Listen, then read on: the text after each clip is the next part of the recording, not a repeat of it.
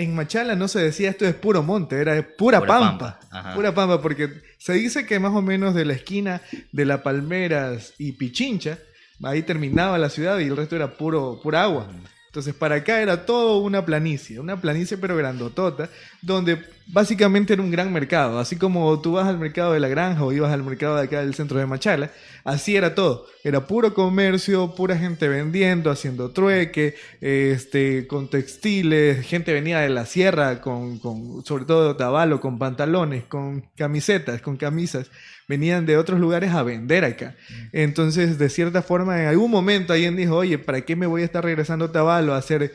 antes no eran 6, 8, 10 horas de viaje, eran días movilizándose.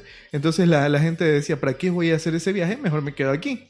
Y poco a poco eso hizo que varias familias se vayan asentando poquito a poquito, suavecito, hasta que comenzó a poblarse la ciudad como tal. Claro, y un punto importante que mencionar ahí es que si nos damos cuenta y damos un análisis, es que todos estos movimientos se daban de acuerdo al hecho de querer desarrollarse. Y todo esto por la necesidad de subsistir o de sobrevivir dentro del territorio. Entonces ahí llega el punto de que el ser humano siempre crece o evoluciona por su necesidad. Todos los seres humanos por necesidades andamos por la vida tratando de buscar esa dicha felicidad. ¿Y cómo ganamos la felicidad ahora? ¿Cómo los machaleños la ganaron en ese tiempo? ¿Y cómo la vamos a ganar hoy en día? ¿Cómo la ganó mi abuelo, mi papá? Y ahí viene un punto importante de los terrenos.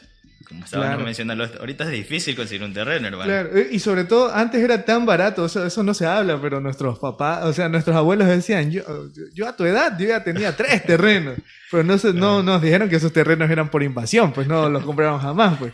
Claro. Entonces eso llega a pasar, nuestra generación no va a poder tener un terreno barato, lastimosamente. La cultura del machaleño se da más o menos por ahí mismo porque venía gente de todos lados. Gente del Oriente, gente de otros países. Había una cultura muy de Medio Oriente que también se vino acá a la ciudad de Machala.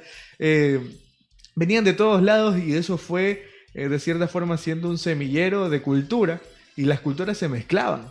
O sea, yo, por ejemplo, sé y entiendo, pero fue por un viaje personal que yo mismo tuve de investigación, que yo desciendo de afroecuatorianos y de indígenas. Esa es mi mezcla. No hay mucha blanquitud ahí en mi composición química y biológica.